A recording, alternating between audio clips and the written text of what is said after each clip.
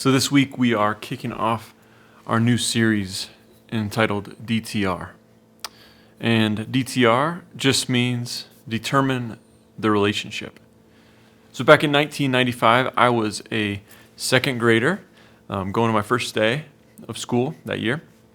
And I happened to be paired up with my soon-to-be best friend. I didn't know it at the time, but my friend Andrew became my best friend through all of elementary school and then through middle school.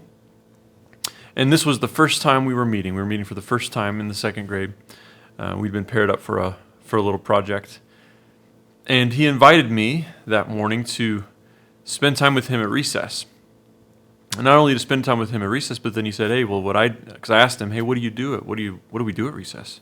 I'm excited. I'd love to hang out with you." And he said, "Well, I hang out with my girlfriend. I spent time with my girlfriend during recess, and even last year, we actually shared a kiss underneath the playground platform, or the platform of the playground."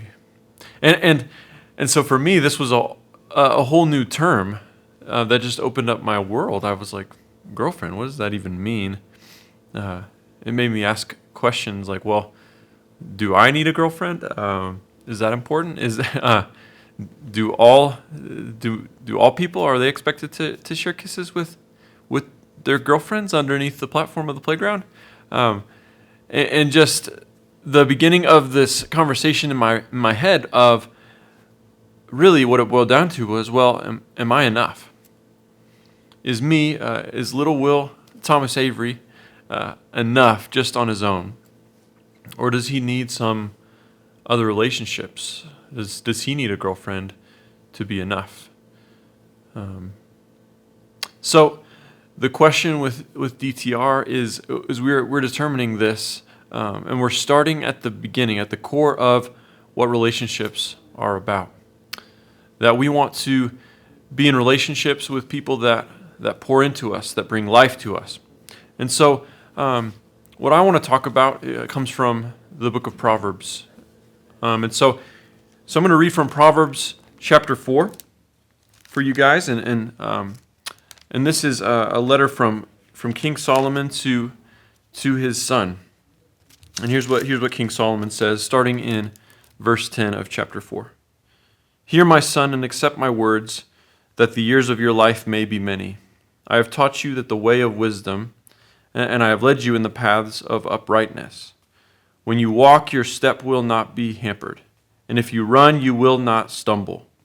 Keep hold of instruction. Do not let go. Guard her, for she is your life. Do not enter the path of the wicked. Do not walk in the way of the evil. Avoid it. Do not go on it." You see, turn away from it and pass on, for they cannot sleep unless they have done wrong. They are robbed of sleep unless they have made someone stumble. For they eat the bread of wickedness and drink the wine of violence. So before we get to even the thought of a relationship in terms of somebody you're attracted to, think about this. So in fourth grade, I had a friend I started to develop a friendship with. His name was Dylan. And we were playing basketball together, and he was a super cool guy, a lot of fun to be around. But then one day at practice, he asked me to steal a basketball. And he gave me all the reasons why I should, and he just said, "Hey, you should do this because the school has a budget. They'll buy a new basketball. It's no big deal, Will. Just take it." And I told him no. This conversation went on for most of practice, and by the end of it, I said, "No, Dylan, I'm not going to do that."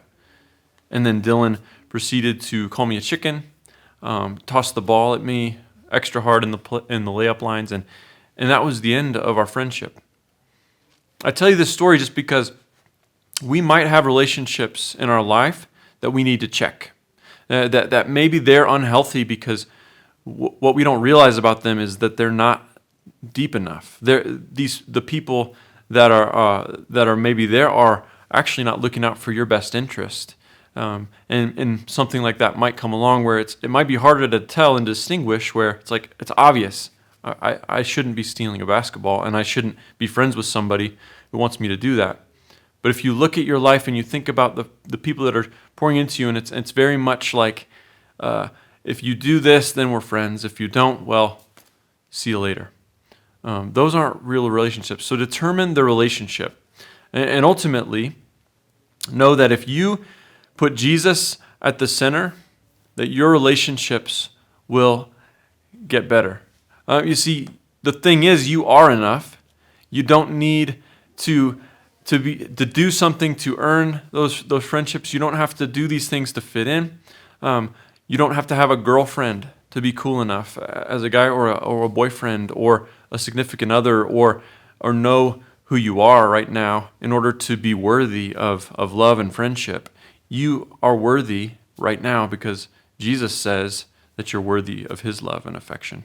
And so when we start to put Jesus at the center, our relationships get better. Now let me read on from Solomon's words. I know I could probably wrap up right here, but I just want to share a little bit more from this chapter. And so Solomon goes on and writes in verses 18 and 19, he says, "But the path of the righteous is like the light of dawn, which shines brighter and brighter until full day. The way of the wicked is like deep darkness. They do not know over what they stumble." When I was a junior, I had gone through a really hard breakup.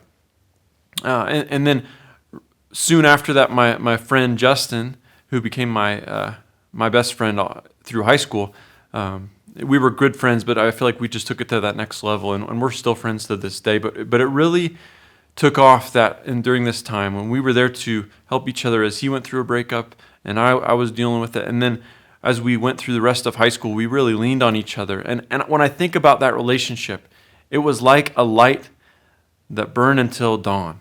It was like a light that lit my path. It was something that just gave me the courage to do the right thing, and it always felt like we were together, and we were better for it. And the thing was, Jesus was at the center of our relationship as well. We went to church together, and we had that in common as well. And so the question is, as you're determining these relationships, as we're looking into the next few weeks of the series, as we're answering questions and talking about determining the relationship, remember that when we put Jesus at the center, our relationships will get better. Think about that, ponder on it. Maybe you don't believe it yet. Maybe you're like, I want to know what that means. Well, good, you're in the right place. And begin to think about it, and we'll start to answer those questions in the coming weeks. Have a great week. See ya.